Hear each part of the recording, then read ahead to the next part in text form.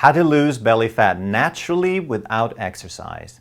Whether your goal is just to get a little bit flatter belly for the beach, or if you want to lose some of that intra-abdominal belly fat that's associated with metabolic syndrome and a whole range of different degenerative diseases, we're going to talk about the mechanisms, how it works, what won't work, so that you understand how to do it right so you can get healthy and reach your goal. Coming right up. I'm Dr. Ekberg. I'm a holistic doctor and a former Olympic decathlete.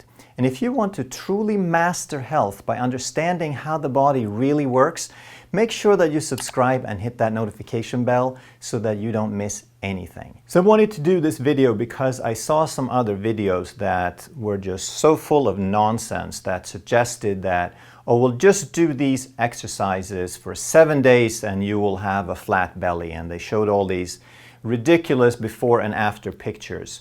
So it gets people into the wrong idea of what's required and what works. So when I say that you can do it without exercise, that doesn't mean that you want to do it without exercise. It just means that the exercise that most people suggest is not going to get you a flatter belly, and it is not going to get you healthier. It's not going to reverse the underlying mechanisms. Some people are looking for that six-pack look, or they just want a toned look, and other people are looking to get rid of that apple shape where they don't have a waist, where most of the weight sits in the midsection, which is a very unhealthy place because that intra-abdominal fat is a result of insulin resistance, and because of that, it is driving you toward metabolic syndrome with high blood pressure, high cholesterol, obesity, diabetes, etc. So that's what we want to avoid. Now first, let's just look a little bit at the anatomy of this. So some people suggest that, oh, we'll just do some sit-ups. That's how you get that six-pack. First, you have your abdominal cavity with your vital organs, with your intestines.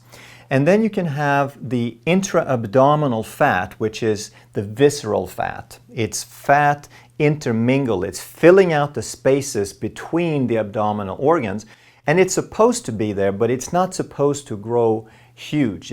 We're not supposed to have a lot of fat there. And then you have your subcutaneous fat. That's the outer layer. And in order for you to have a six-pack, that needs to be really, really thin so that the muscle can show through. And then the muscle itself, it's called rectus abdominis. That's the flat belly, that's the six-pack look. That muscle is only about 3/8 of an inch thick. So if it's not showing, you're not going to be able to exercise that muscle and make it show. It's not about the muscle. You're not going to be able to do sit-ups or core strength and have that show through 1.5 inches of belly fat. So even if you were to double that 3 1/8 inches, or about 10 millimeters, it's not going to make a whole lot of difference. I'm sure there's some bodybuilders that have more than the 3/8 of an inch, but the key is that exercising the muscle is not going to make it show through the fat, and it's not going to burn fat specifically there. It's not like the nutrients for that muscle comes from that fat. That's just not the way it works. Energy is processed systemically, and you're not going to burn more in one place just because you exercise that area. So I just want to dispel some of those myths. So it doesn't mean that exercise is bad. I think you should do core strength. I think you should exercise. I think you should go for walks because it's good for your brain, it's good for circulation, it's good for hormones. Just get out of the mindset that you can get a six-pack by doing crunches and exercise.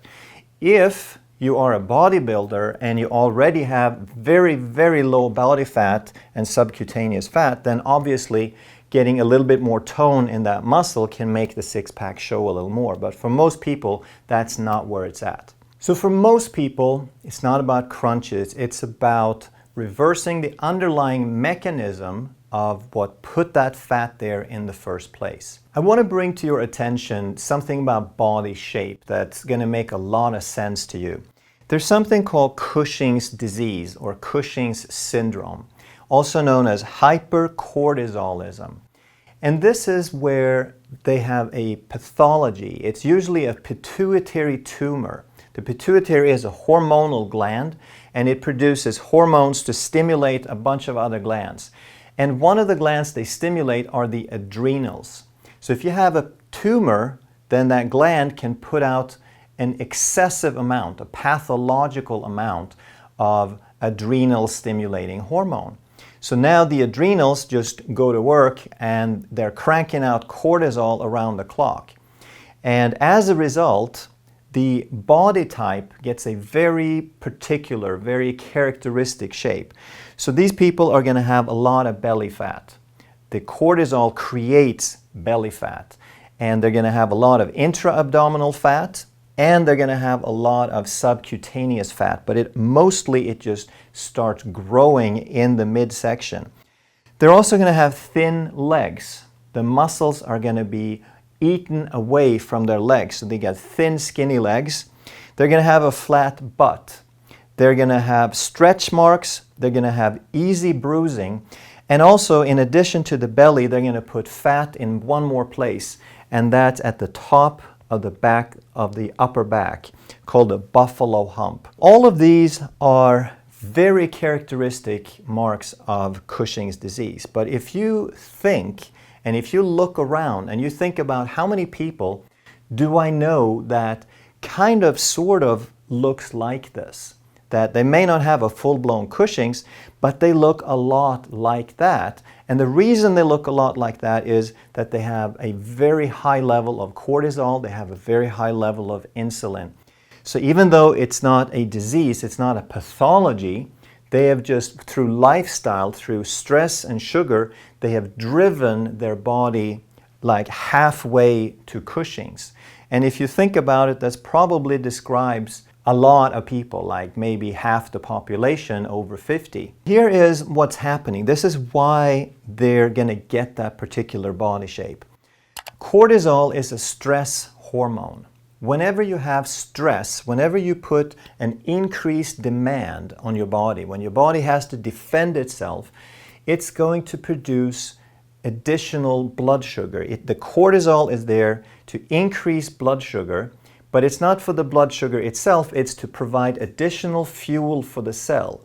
So cortisol puts the sugar into the blood, and it's the liver typically that makes that blood sugar. It starts making it from glycogen that's stored in the liver, and then when it runs out of glycogen, it's going to start breaking down muscle, or even before it runs out of glycogen, because if there's enough cortisol, the body is just going to pull glucose resources from anywhere it can. So it breaks down glycogen from the liver, it breaks down muscle protein to make glucose. The glucose goes into the blood, the blood sugar increases, and now we have more blood sugar to go to the muscles to handle the stress, to wherever the body needs the resources, whether it's real or imagined.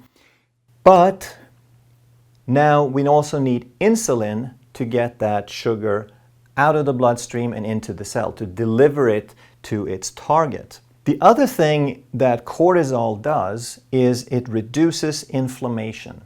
So there's a synthetic version of cortisol called cortisone or prednisone, and people can get this as a medication, and now they give it to reduce systemic inflammation. So people with rheumatoid arthritis or inflammatory diseases of various kinds, they get prednisone. If they have pain from inflammation, they get cortisone or prednisone.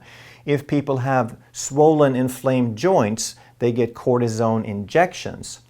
And what that does, of course, it reduces inflammation. Why does it do that? Why does cortisol stop inflammation? Because when you're in a fight-flight, your body is concerned with survival in this moment. And inflammation is part of the healing process. That takes place after you're back to safety. So right now we're trying to survive. Tomorrow we're going to worry about inflammation and healing when we're safe. So in the acute stage, cortisol shuts down inflammation, and that's why this is used as an anti-inflammatory drug. But of course, what this drug does, it increases blood sugar, it increases insulin, it makes people gain weight in the midsection, it makes people swell up, it makes people pre-diabetic, and so forth. We also said that cortisol breaks down protein. It's destructive to protein. So this is why these people are going to get thin legs, because it breaks down the large muscle groups first. They're going to get a flat butt, because that's another large muscle group. The skin also has protein in the collagen. So when we break down that protein, now we get stretch marks because the skin is not as strong and elastic as it used to be. We bruise easily because the tissue is very fragile. So any little bump we get, we're going to break the tissue and get a bruise because cortisol broke down the protein. So all of these body type characteristics and the bruising and the stretch marks is because of cortisol. So if we have a lifestyle where we start looking like this, then chances are really, really high that we have excess cortisol. So when I saw all these videos that talk about a flat stomach and 9 exercises to a flat stomach in 7 days and so forth, it really is frustrating because they give people the wrong idea, they give people false hope, they give people the idea that if they don't end up with a flat stomach, then they're just not trying hard enough and then they get guilty. But there is no quick fix. You're not going to turn this around in 9 days or 3 weeks or overnight like these videos suggest. So do we want to do exercise? Yes. And we've talked about that in other videos. Are sit-ups going to do it? No. Are sit-ups good? Yes. Do some core strength, do some sit-ups, do some crunches, because it's good to have a strong core that fires up and strengthens the brain. So what kind of exercise do you want to do? Well, aerobics are good, except, and please understand this, the thing we call aerobics is not aerobic exercise. When you go to a spin class, when you go to an aerobics class with an instructor, with an upbeat music tempo that encourages you, that motivates you to go faster and faster and sweat and huff and puff, and that is not aerobic exercise. That's anaerobic exercise. And again, we've talked about these in other videos, that if you huff and puff, now you're making cortisol. You are making this worse. So exercise is good, but if you exercise and you trigger additional cortisol, now you are depositing additional body fat. You are triggering cortisol to raise blood sugar that will trigger insulin, and the insulin and the cortisol are going to put the weight right back where you started from. So if you have anything like this body type, or if you have anything like adrenal fatigue, then do not do any exercise where you huff and puff. And the only exception is high intensity interval training, which you can do a little bit, and watch those videos to understand that part. So if we have intra-abdominal fat, or if we have a large amount of subcutaneous fat, that's a result of hormones, and the exercise cannot be in such a way as to stimulate those two hormones, because then you're going to make it worse. At best, you'll be able to burn off a few extra calories, you will feel good because you sweated and you made some hormones and so forth. But now you just pushed your body back into carbohydrate metabolism, and you're going to get cravings, and you might be able to withstand those cravings for a few days or a few weeks. But because you're shifting your body to a carb metabolism, because you're not addressing the underlying issue, you will not be able to sustain it, and then you feel guilty because you couldn't keep it up. So just don't go there. We have to get over the idea of no pain, no gain. All right? Pain is stress. Stress triggers cortisol, and it will put us right back in the situation. The only time that there's some benefit to some pain with exercise is if you're trying to get fit, if you're trying to be at peak performance for a specific event. If you're going to do Ironman, or if you're doing something in track and field where you need to produce a lot of lactic acid in a short period of time, like 400 meters or 1500 meters, then you're going to have to go through some pain to get really fit. But if you're looking to be healthy, there is no need for that. So how do we reverse the underlying mechanism? We do the things that will reduce insulin, that will reduce cortisol. Step number 1, eat less sugar. Go to a low-carb, high-fat diet and even a ketogenic diet, depending on how insulin resistant you are, depending on how long it's been there. Most people will benefit from being in ketosis a good amount of the time. Some people don't necessarily need to go there all the time, but I think it's a great place to see how it works for you, and then maybe alternate between keto and low carb. You want to combine it with intermittent fasting, because sugar and carbohydrate are the root cause that drive the insulin.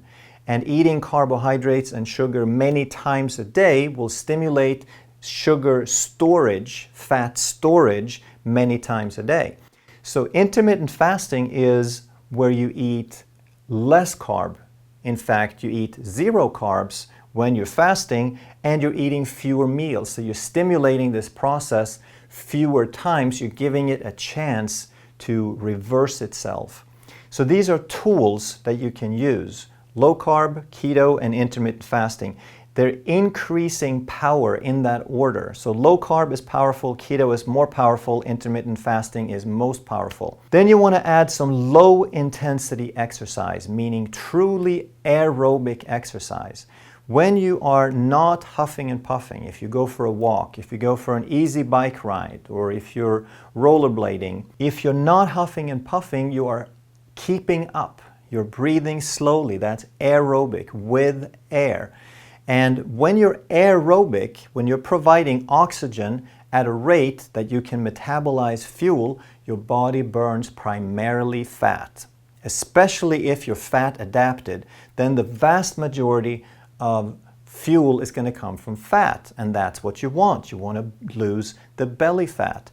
As soon as you start huffing and puffing, you switch from burning fat to burning carbohydrates. And it's not like you're burning 100% of one and 0 of the other and vice versa, but it's the dominance. So in aerobic exercise, you burn predominantly fat. In huffing and puffing and aerobic exercise, you burn predominantly carbohydrate and sugar. So low intensity exercise is the key, and that's where you want to spend a lot of time. You can do that 30 minutes a day if you have time and you feel like it.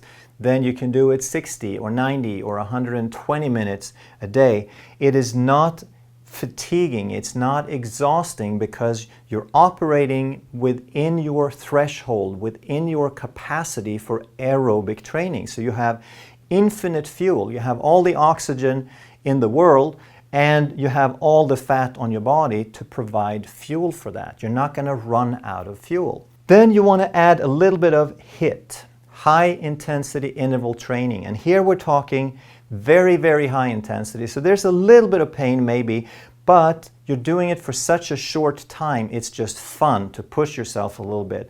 We're talking seconds. You do 15, 20, 30 seconds at a time. You relax, rest for a few seconds, and then you hit it again.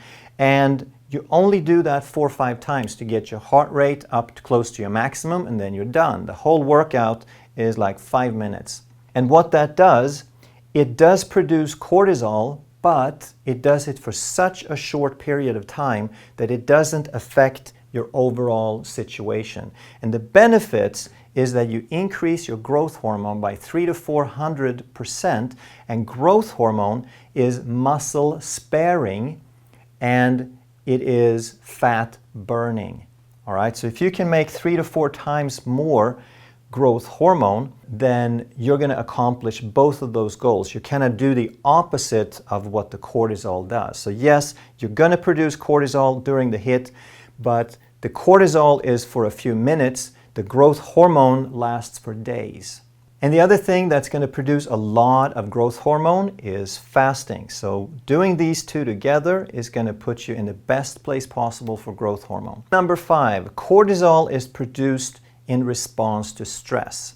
So we could have stress from exercise, from anaerobic huffing and puffing exercise, but we can also have it from emotional stress. Anytime that you feel frustrated, tense, upset, angry, etc., overwhelmed, you are in stress, your body makes cortisol, your blood sugar goes up, and this blood sugar is there for you to be able to deal with fight and flight, for you to be able to increase your energy expenditure to get out of a dangerous situation. But if you have emotional stress from your lifestyle situation, when you're sitting in traffic, if you have too many deadlines, if the kids are screaming and you feel stressed, now you're making cortisol, which raises blood sugar, but you're not going to do any additional exercise in that moment to use up the glucose. So now that excess glucose gets into the cell by insulin, and you're not going to use it, so it gets turned back into fat. So cortisol turns sugar into fat, cortisol turns protein into fat. And where does it gather up? Where does it deposit? In the midsection. That's what cortisol does. Stress management is enormously important, and for some people that might be as important as doing all the other stuff together. So we want to understand that can be multiple components, and for different people there could be the key one could be different for different people. So we want to optimize our chances. We do all of them, of course. That's just how it works. If something makes you healthier, then do all of those things. So how do you get rid of belly fat? By reversing the underlying mechanism. And can you do it without exercise? Yes. Would you want to? No, because exercise is not optional. But you want to do it without the wrong kind of exercise, because the wrong kind of exercise will perpetuate the problem. If you enjoyed this video, you're going to love this video. Thank you so much for watching, and I'll see you next time.